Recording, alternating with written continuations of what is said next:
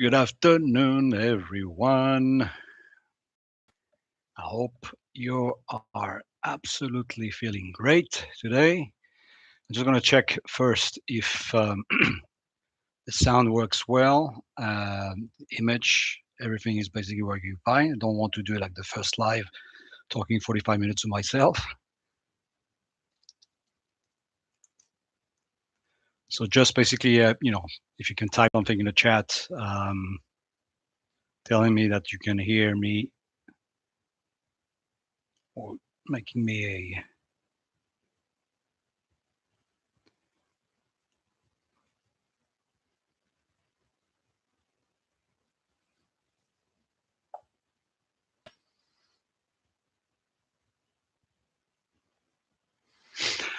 Right, let me just move that here a second.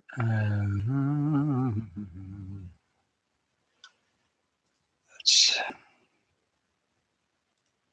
share the screen, window.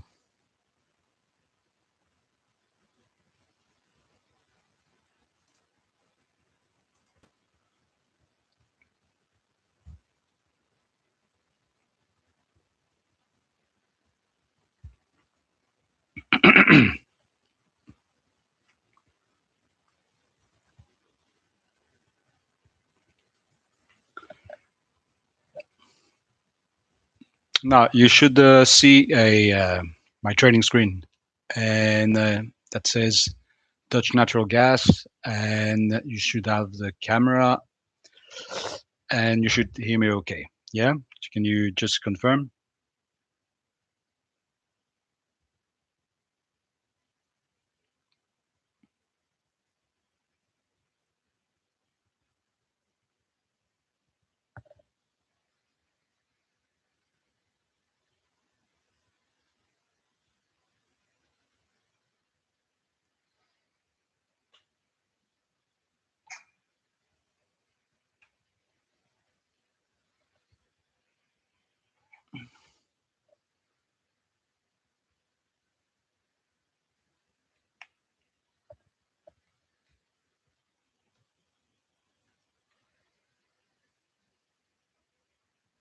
Give me just 1 second, guys.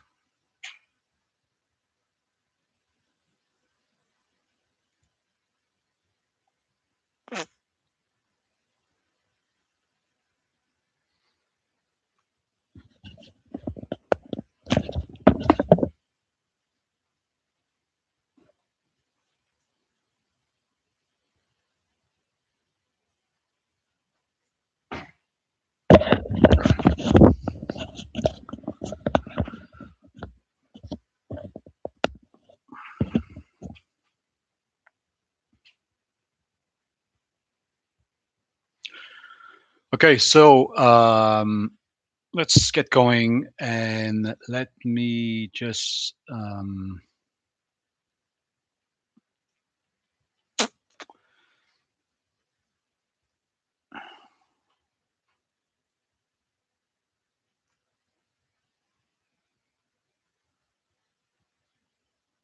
what's going on here?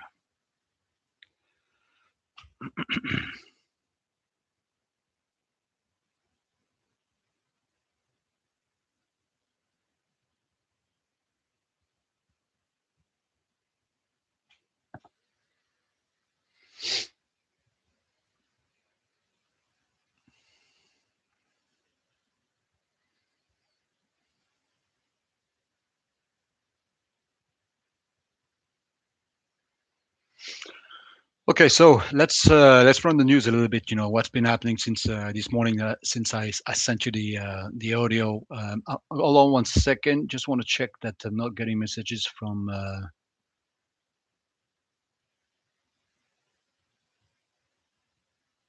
No, it's okay.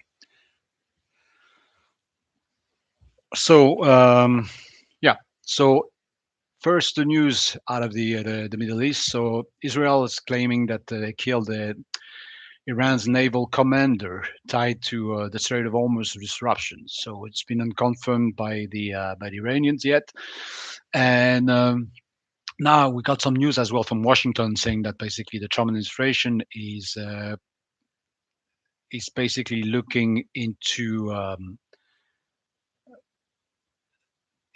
potential spike in oil price as high as $200 per barrel, and they're trying to basically see what it would mean and assess what it would basically do to the economy. So again, kind of unconfirmed by Washington, but there was a big Bloomberg article earlier today, and basically the effort is aimed at making sure that the administration is going to be prepared for all sort of contingencies, uh, including a prolonged conflict.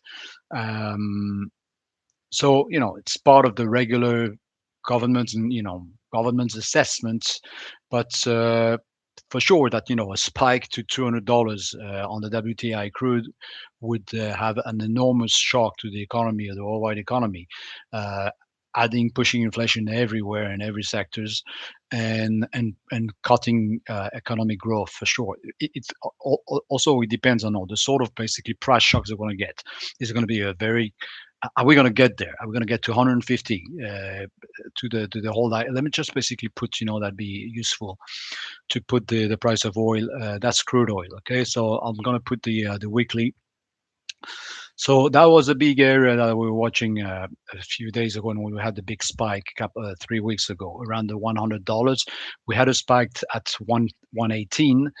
Ultimately, the big level that we can see here has been this sort of area around the $150, $158, $170, and ultimately, the price that's price adjusted for futures that we've seen around the $240 back in '08. So there is room for appreciation in the price of oil for sure, and there is basically definitely if conflict goes really pear shape, there is room for this price basically to go a lot higher than what we've seen it recently.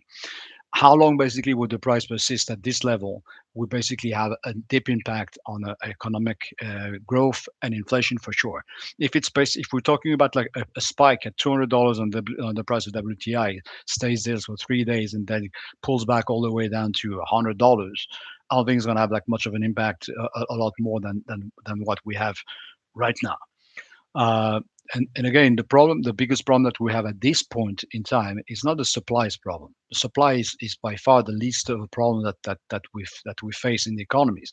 The problem that we have is about the logistics of of getting the oil circulating the way that it should. So as we know, like the Strait of Hormuz is almost basically blocked of all traffic at this point in time. Iranians have been threatening all the passing ships, or they basically let some of the friendly country pass with, and some of them, some of them have been paying like a sort of like fine, a toll, literally. Uh, Given that basically the average was 20 million barrels coming through the Strait of Hormuz recently, well, until recently, until basically the beginning of the conflict, and now that we have like some bypass situation, or alternative that have happened with the Saudi using the pipelines going to the west of the peninsula and getting the tankers loading in the Red Sea, going through the Suez Canal, or basically back to the south of the Suez Canal. Plus the UAE also using outside of the the Strait of Hormuz. We reckon that basically there's about 7 million barrels out of basically the regular 20 that would go through Hormuz, and that's still basically flowing right now. So that's a relief on top of basically the EIA release of strategic reserve, the 400 million barrels that have been released. It basically it shows in the price. That's why we're probably not trading 150 or $200 on light crude, or if we look at Brent, if we're not basically still trading at $130. If we didn't have basically these steps that have been taken, for sure that we would be trading there. So right now, the conflict is far from being over. And that's my appreciation of things. We get a lot of like basically double talks, and I think that we're going to have like quite a few weeks that are going to be very volatile because of the geopolitical situation there. Also, keep in mind that now you've got countries that are turning to alternative source of energy. So, for instance, Japan announced today that they're going to basically greenlight emergency coal-fired generation plants for electricity in order to basically offset the loss of LNG supplies that they get these days from the Persian Gulf. Reminder that Tokyo was had plans to retire all these older and less efficient coal-fired plants, or they're trying to basically move to more climate-friendly green solutions. And we're going to see that a lot more. Coal-fired, that basically restarts everywhere. I think that's going to be the thing, and you can see the price of coal.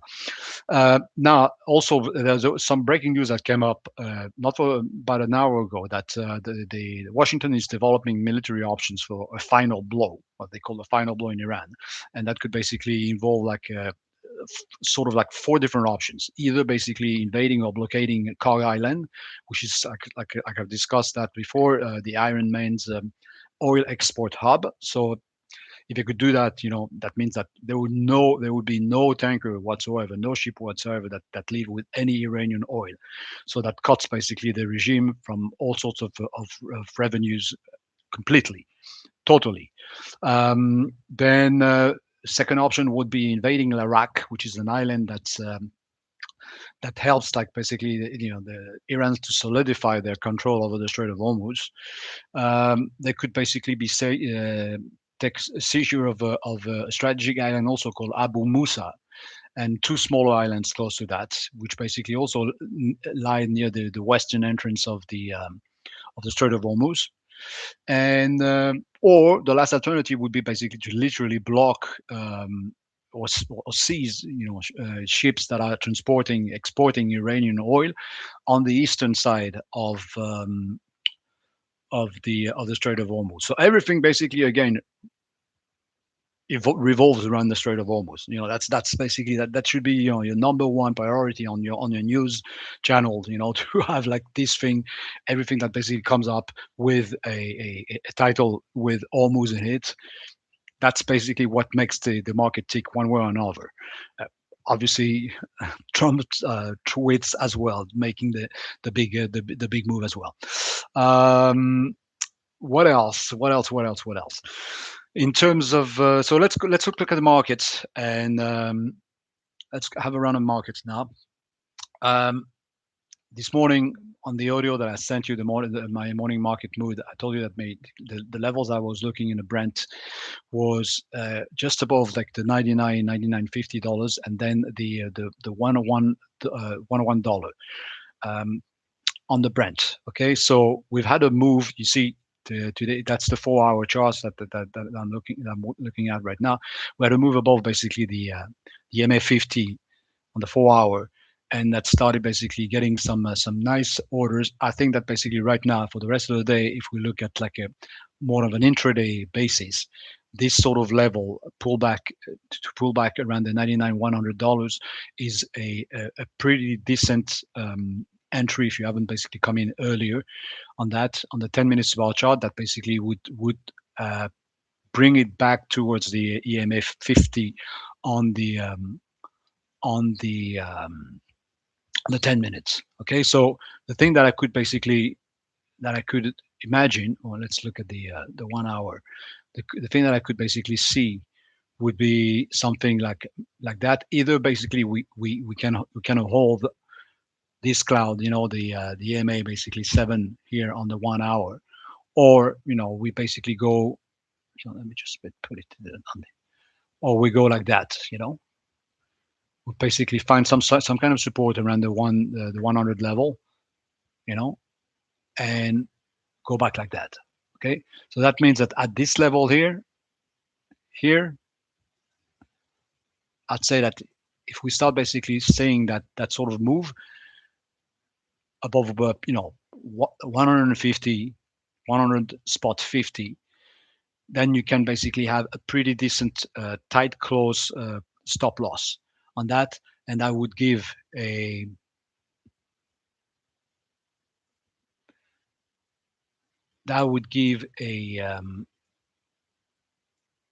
potential RR of about 2 to 3, depending on basically where you can get in. But that's the sort of level that So that's the sort of like thing that I could see. Let's see, our New York's going to open. I think we're going to probably try to push, to get some of the liquidity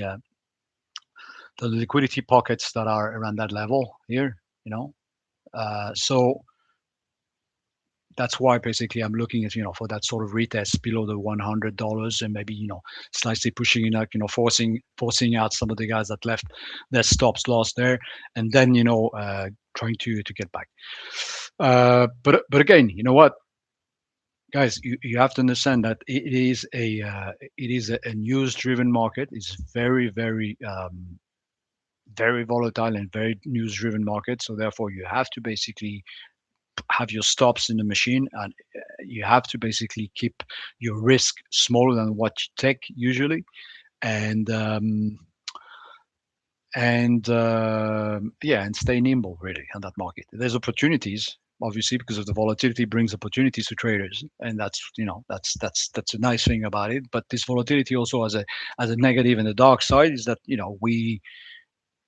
it can bring it can bring your P&L down very quickly if you're not basically nimble, and if you don't risk manage. You keep it like close to the vest these days.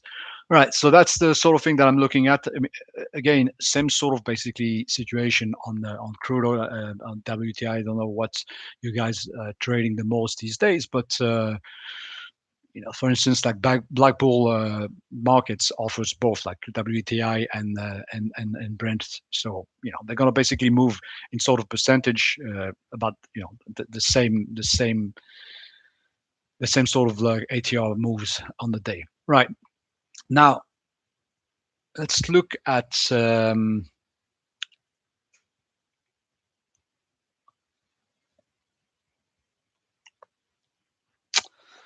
that's the big move that we've had the other day when Trump announced that he was giving like a 5-day ceasefire, and that he would basically, they were close to doing maybe a deal to resolve the conflict with Iran. That was the big candle that we've had. So 1 hour chart of the S&P, the Qs there, and here basically is ETF, the leverage SOXL, leverage ETF for the semiconductors sector. The other day, unfortunately, I didn't have the sound in, but what I was trying to explain you guys is that as much as basically there's a nice there was a nice bounce in the market, I could see that there's this all convergence of EMAs and EMA clouds that would be a big resistance level for the market. And therefore, I was basically not convinced. First, I said I'm not going to buy that. I'm not going to have the FOMO and get in, because I think like when we did the live in the morning, again, I didn't have the audio. You can basically get a chance to listen to it, but I think we were on that candle probably. And I said I'm not going to buy that because I don't know where to put my stop loss. It's not a nice level. I don't have much upside on that. But I'd said that we could see something like, let me just go on the ES futures.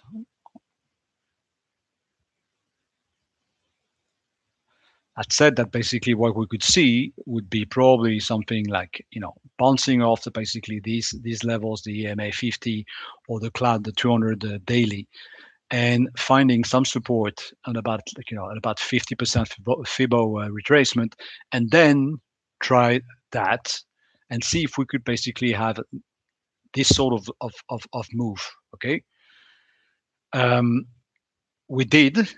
I think that's exactly what we almost what we had. 61.8. We had the 61.8 retracement Fibo at that level, and so we marked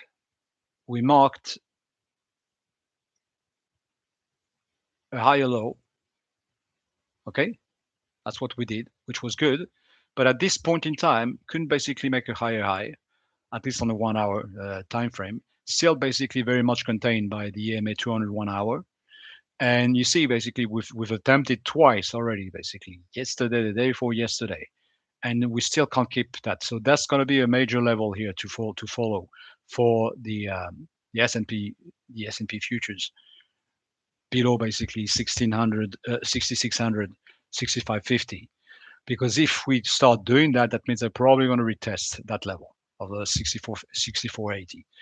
If we can basically kind of like find some bounce and look at making like an intermediary higher high above 6680, then okay, different thing, because now at that point in time we're establishing that a sort of intermediary higher high, and then we can basically go above the EMA 200, and then it could basically give me some kind of like of signal that the market wants to bounce back. But again, um, for me, it's like really being following intuitions, in the sense that I feel like we're still in that downtrend, and until proven innocent, then that's the trend that we've got to follow.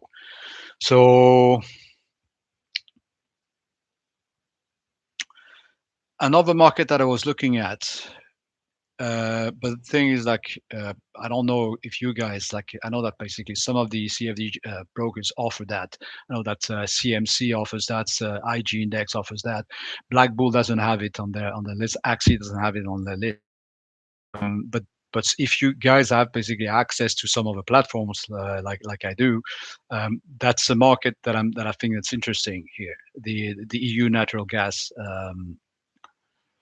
market. You see, what we've done now is we've basically bounced back from the EMA 50, the cloud 5100 on the 4 hour, and we've just basically passed the cloud, the 720 cloud, the short term cloud here. Okay, I think that basically right here, if we can maintain basically the close above that today on the 4 hour, there would be a very nice push. Again, we need to have some sort of news coming out of the Middle East and see, if this thing's going to get worse or not. But if we basically get a good push on the crude or the Brent, this is going to follow through. And the thing is, like on that one, we got a pretty basically decent,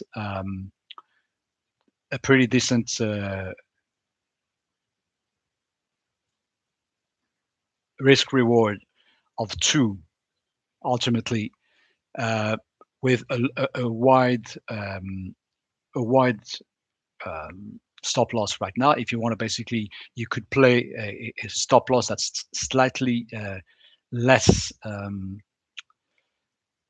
expensive, and then you get like your ratio to like almost 3 to 4. Um, so something to look at. But again, I don't know if you guys have access to that. I know that on Black Bull we don't have it. Axie we don't have it, but on some other platforms. So some of you guys that also have other platforms, you should have a look at it. Just hold on 1 second. Right.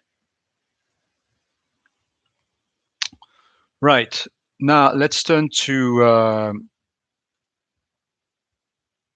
gold. So again, until proven innocent, I think that if we look at the weeklies, okay, we got into basically that support area, which corresponded to EMA 200 weekly and corresponded to the cloud 5100 weekly. I'm sorry, this one is sorry. It's not the monthly one. So let me just check. Yeah, that's it. Sorry. That's the weekly. That's the 200 daily. 200 daily. That's what we basically pushed into. And that basically that area, you see that price area, which was a big support as a matter of fact, also in volume at price as well, shows you that there was a lot of like liquidity, and that we kind of bounced very cleanly on that. But we're still very much into that weekly candle right now. And right now all I can see is that yes, we've had a nice bounce, but we're going to be blocked. I mean, these are the levels that I'm watching right now are going to be 4,300 on gold futures, and let's say I'm gonna move it back here a little bit, like 4700, let's say. That's my sort of levels, because I think that right now we're gonna basically be ping ponging between these two areas here.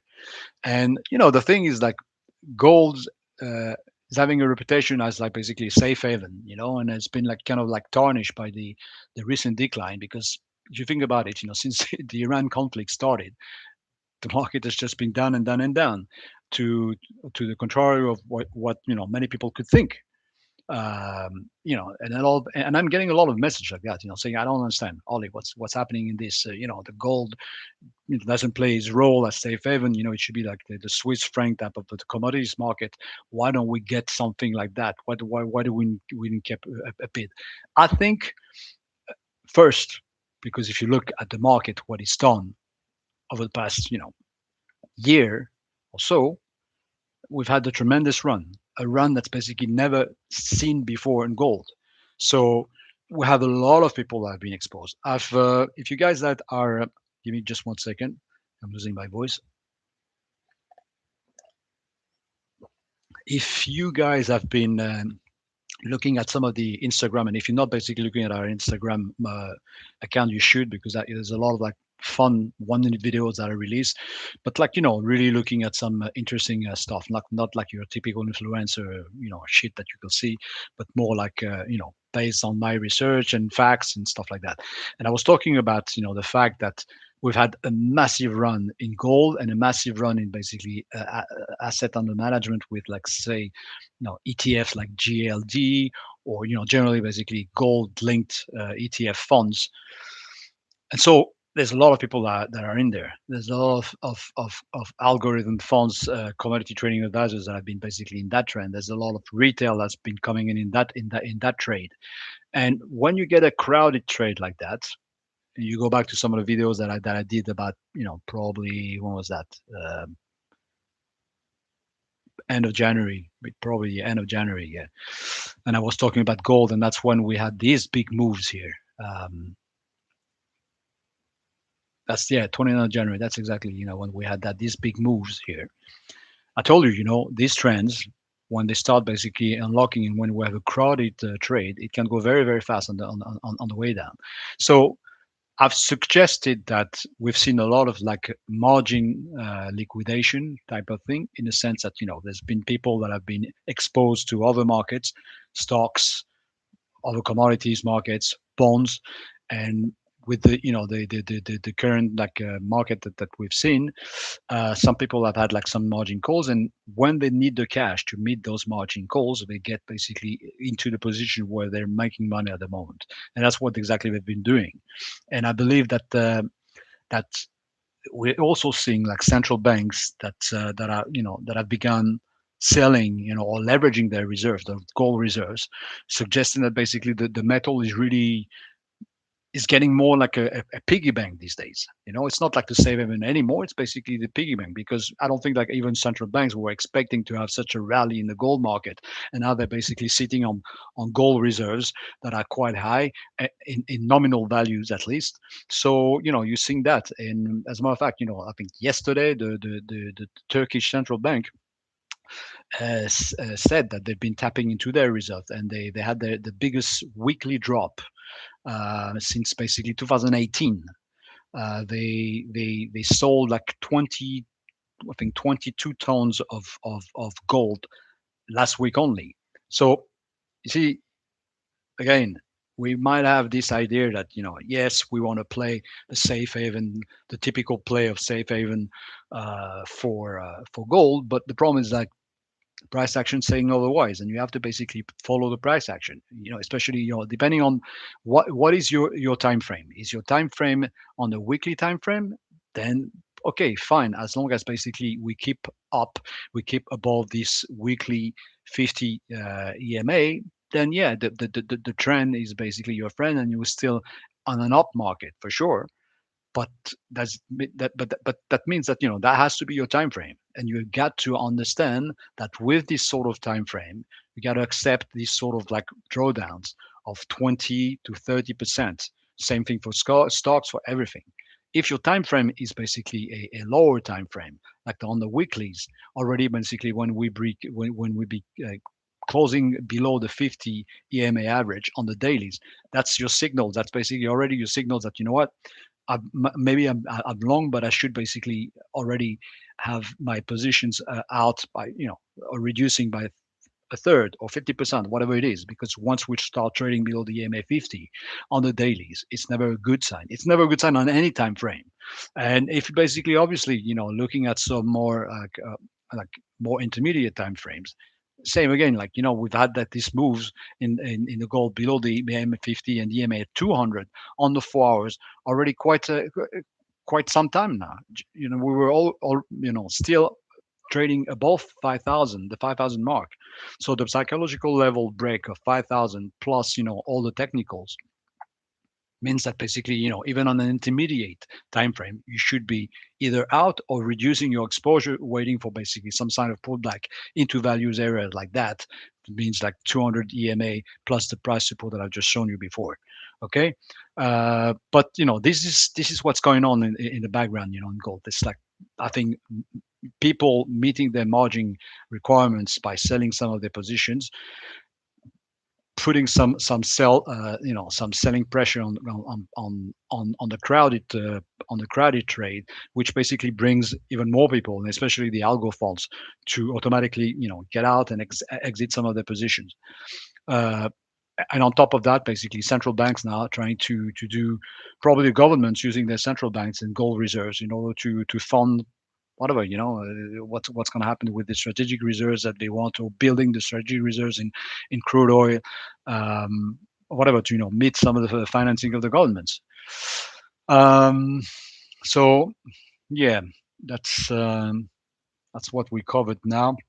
Again, you have to keep an eye on these things as well. The US 30-year bond, which basically is the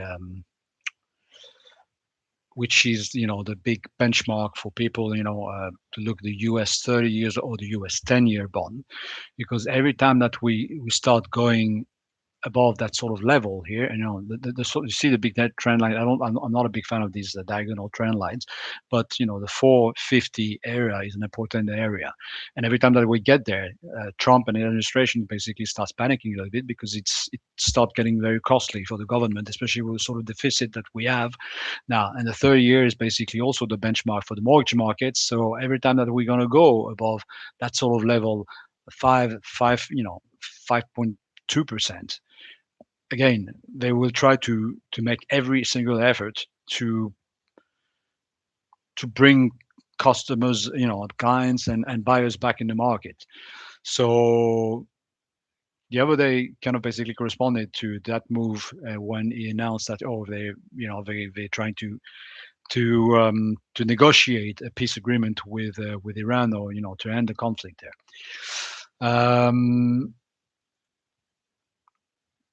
BTC, again, it's constructive price. I can see that basically for some people that have come in that area, especially for like longer term type of longer term type of positioning, that sort of range or mid range is good. Around basically the 60, the 60, 65 area, because it's basically it's a good value area. But are we going to basically come out of that range anytime soon? I really don't know. I mean, again, another disappointing thing with Bitcoin being, supposedly the safe haven, playing the sort of like digital crypto gold type of, play. Supports basically I've heard it all since the beginning, against inflation hedge, safe haven hedge, against basically the fiat currencies policies of all the central banks in the world, etc., etc. So I mean, the reality is that we haven't seen anything price reaction that should really match all these reasons why to buy the BTC. And again, I'm not saying that we don't have to buy Bitcoins or cryptos, or some of the cryptos. I'm saying that basically we have a constructive price, technical price building up now. Okay, so building a position if you've been basically either totally out of your cryptos or you haven't basically been in the rally at all since basically 2024, then yeah, it's a good area for to start basically to put like some part of your long-term portfolio. But when are we going to get out of this thing? That's the big area, and that's these big areas that I'm watching, all these levels I've got on my charts, like between 72, 75,000. These are basically the big levels that we need to push through, to tell me that yeah, we're gonna get like probably we got another good leg of momentum coming, and then go into everything that's going to be crypto themed stocks or cryptos themselves or crypto ETF like IBIT. Uh, that's the reality. So for me, honestly, crypto these days, building a long-term position maybe around this like that area of around 65,000 on Bitcoin or over the other Bitcoins like Ethereum or Solana makes sense. XRP as well. But intraday trading these days, I don't know. Not, I don't find it extremely exciting. Or if I basically, or if I have to trade intraday on those, I'd rather basically give a go at some of the crypto themed stocks that move with a lot more, implicit leverage and with a lot more volatility. So, things like coin, things like Robinhood. I mean, Coinbase. I meant Robinhood, uh, MicroStrategy, MSTR. These are the stocks that basically you can play when there's a big move, there's a hot theme, or momentum in on that day in Bitcoin. Then this would be my basically go-to stocks to play the intraday thing. What else? What else I wanted to look at?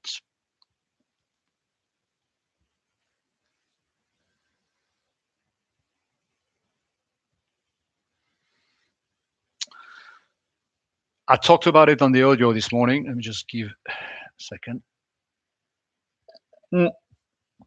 Talking about the rates as well. I wanted to tell you about something as well. I was talking to some buddies of mine this morning in London, and they were telling me that there's been like this volatility has created also a big drawdown on some of these hedge funds recently. A lot of the hedge funds that had been playing the bull trades on UK rates, so betting basically on lower rates. And a lot of these guys, they've been betting like, I don't know, in a weird way, using basically some risk reversal option trades. So it means that they were basically long calls financed by being short puts. So they're financing their call options by selling put options. And everything that basically is happening since the conflict exploded is a total repricing of the curve. So that means that from nothing expected in Europe, we went to reprice the entire short term end of the curve in Europe, looking at three potential rate hikes in 2026, and same for England. So we're talking about basically moves that have been happening like sometime like overnight of 50 basis points, which basically in short-term rates is enormous. And that could basically happen at the worst time because obviously these guys, they short they short they're betting on lower rates. The rates are basically being repriced higher. They basically also short volatility, which basically in an environment with volatility has been exploding. So again, the guys, these guys, and supposedly there's smart, smart guys playing on these hedge funds, but playing the short volatility game these days as well in such explosive environment. And I'm hearing like there's quite a lot of blood in the walls these days, at least on this trade. I don't know about other trades, but um, what I wanted to say. Oh yeah, let me just.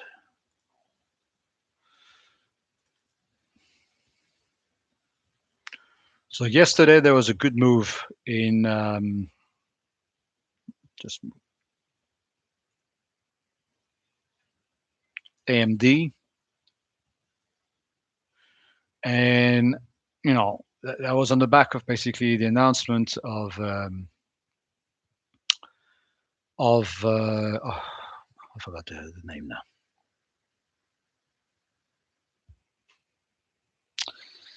The Dutch company building ships and things like that. Okay, it will come back to me. But on the back of that, basically, there was a good move in all these stocks: AMD, Intel, and I like basically what the stock has done. Again, every time that I see that move here and breaking of basically these clouds and the EMA 200 4 hours, it's indicative that on top of with the news catalyst and the volume that we've seen, it is something that's basically of interest to me. So could we basically?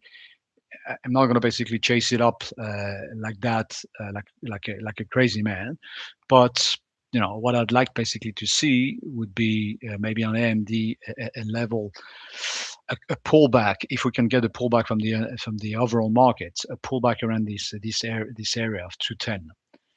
I'm going to put my price alert on that. And I Intel also had a pretty decent move yesterday. I think that the technicals are a lot cleaner and a lot nicer in AMD. And let me just hold on 1 second.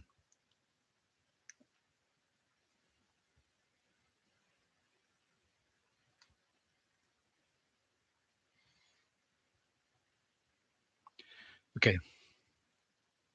ARM was the company that I couldn't basically remember now just a minute ago. So ARM, they announced that basically they're going to be moving from the licensing to building their own microchips as well, and so adding to GPU demand and there was a fantastic move as well. If we look at the weeklies, obviously we're getting back to the top of the move, so there's a lot less basically meat on the bone now for us. But that's the two stocks that I was keeping an eye on today.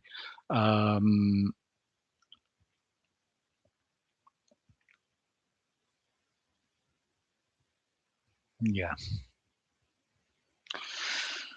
I don't know, guys. If you have any questions that you wanted to ask me, or any stocks that you wanted to basically look in particular, or any other markets that you wanted to discuss, I'm open to suggestions. Other than that, we'll leave it at that.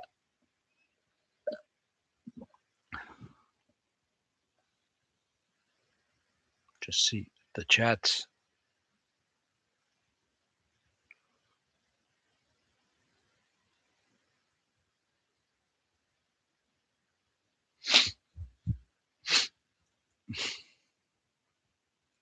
Let's have a look at the how we're opening the markets.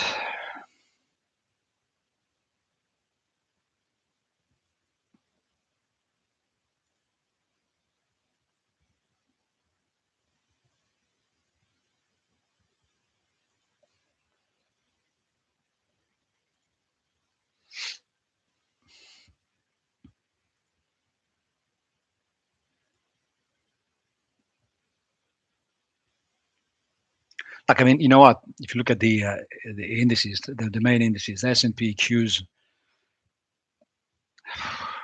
I mean, you're getting basically mentally exhausted by trading these things these days. I mean, unless basically you really hammer a good area, of conversions of, like, multi conversions of these clouds, on the 1 hour or the 4 hour basis. But, like, again, if we're going to basically be looking at the SPY right now, or the Q, is about the same thing. We're trading very close to the EMA 200. We've already basically traded below that, but now we've been boxed in that range in the downtrend that's still basically pretty prevalent. And every time that basically we've hit for the past 3 weeks. Every time that I said we hit this basically EMA 54 hours, always been a sell. Always been a sell. But now obviously we're trading around that EMA 200 um, daily. We're very close. Also, as you see, this EMA here is the 50 weekly. So that's where we're trading. That's where we're trading. EMA 200 between the EMA 200 daily, EMA 50. So are we going to see a little bit of a pause now? We're going to basically see some kind of consolidation. Obviously, in a news-driven market, that like we are, we could, or we could basically have like a sudden, tweet from Trump or the Iranians or whoever it is that's basically going to get the market to move. But let's put it that way. I feel more uncomfortable these days being long these equities. That's the thing. And thinking about this in the scheme of things again, we haven't corrected at all. I mean the market since the beginning of the year, okay, since the beginning of the year is up about 12%, dollar denominated. If you're a euro based player, you're a lot less than that. You're let's move it.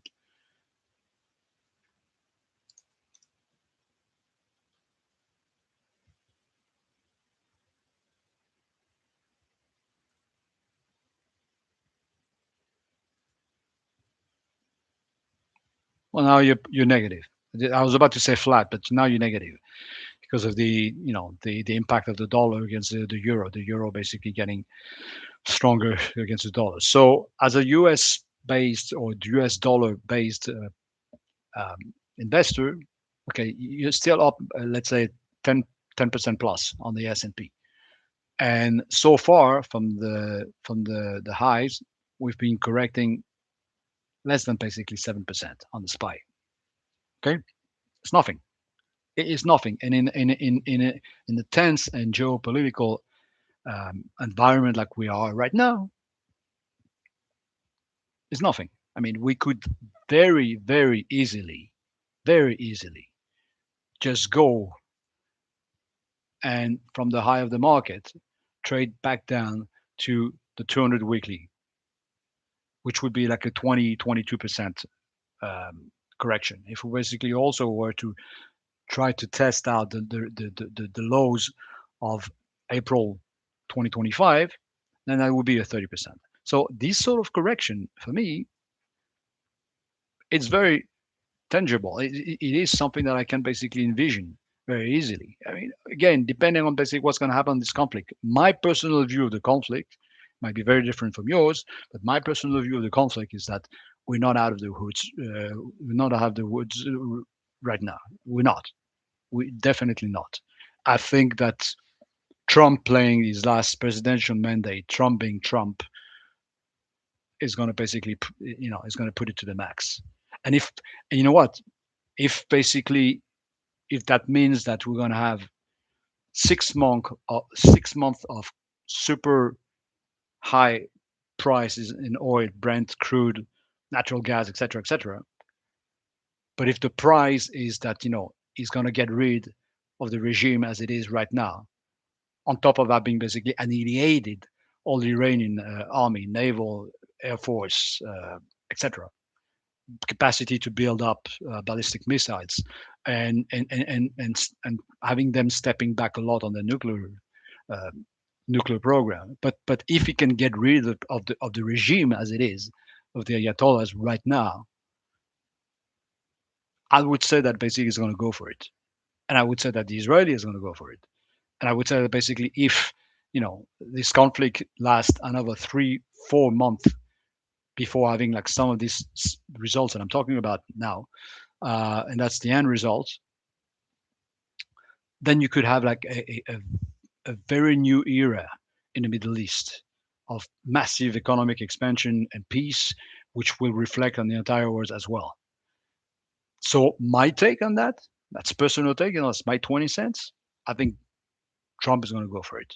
And all these basically things, appearances of, trying to give them, a 15-point peace plan, he knows that they're not going to accept. They're against the wall right now. They have nothing else but to try to try everything to basically to tempt everything.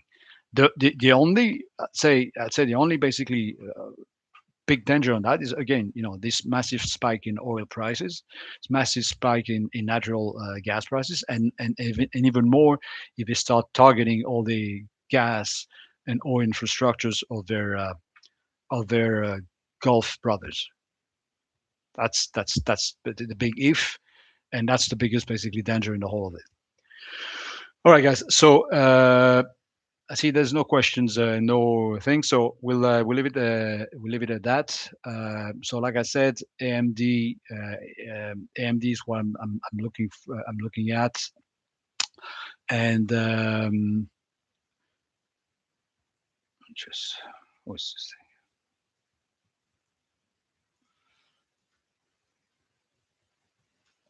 ARM other stock, but ARM had a very big run yesterday already, and but generally speaking, you know what being very selective in the sector, and let me show you, for instance, like that's been my go-to, in my long-term portfolios and my XLE ETF, and you can have like the leverage version as well of XLE. You can go to look at a chart of XOM, Exxon. If prices basically stay within that range, like around the $100 plus on crude, uh, they tend to basically have massive 60 billion revenues this year, Exxon. And basically, they keep on exporting even more than they use. They basically reach all-time high in their exports. So, these companies, this is the sector that we want to be. That's the sector that we want to be. And there's some AI names as well that obviously would because it seems that there's still massive cloud infrastructure and data service infrastructure and all the basically AI theme that seem to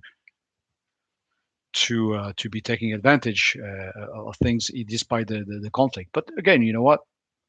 Uh, you don't need to keep that many things. The other thing that's been quite hot as well is basically all the space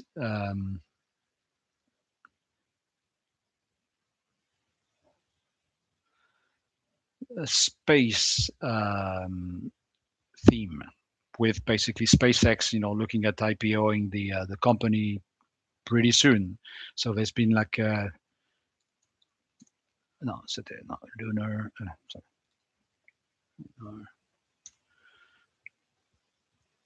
there's been like a lot of people basically looking at those things and really keeping track of those very closely as sympathy plays. All right, guys. So let's see. Let's see.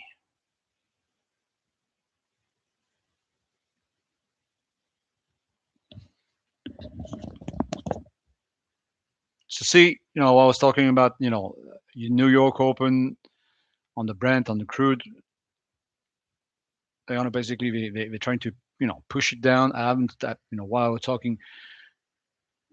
Okay, just a news that came out like Iran calls U.S. negotiation claims merely deception. Okay, so again, I was trying to see if there's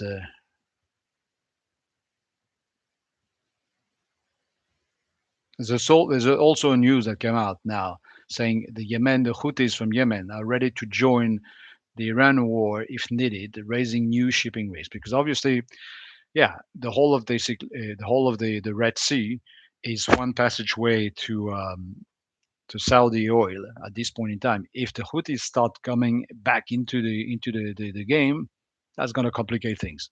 Right now, like I said, out of 20 million barrels that can flow through the that used to flow through the Strait of Hormuz, now only let's say about 7, 8 are flowing as as a backup plan, as a bypass. But if this bypass also is basically being stopped by the Houthis, that's another issue. All right. So looks like the New York wants to basically bring that. Let's see if they're going to take that pockets of liquidity here on the gold, on the crude, and on the Brent. Again, this is going to be the sort of level that you want to look at here. Okay, and depending on basically how much of a first sign of reversal, you can turn into like a smaller time frame, like maybe But me, I'm happy with the sort of like 10 minutes, but first sign of basically taking some stops out, pushing it a bit further down, and then reversal above this sort of level, about 101 on the Brent. That could be a good trade with a pretty tight stop loss. So,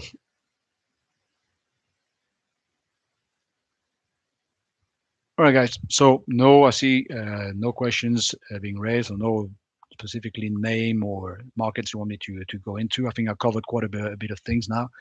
I'm gonna let you go now. I'll talk to you later on the channel, on the Telegram channel, and again, stay strong, stay motivated, stay nimble in this market. No need to play hero, especially these days. Market is open 24/7, 365 days a year. There's plenty of opportunities. If you miss an opportunity today, you'll catch up another one tomorrow or later. There's no, just basically be patient, be nimble in this market, be risk managed, keep your stops in the machine. Have your plan, trade your plan, um,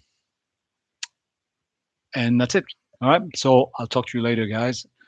Hope you enjoyed it, and see you later.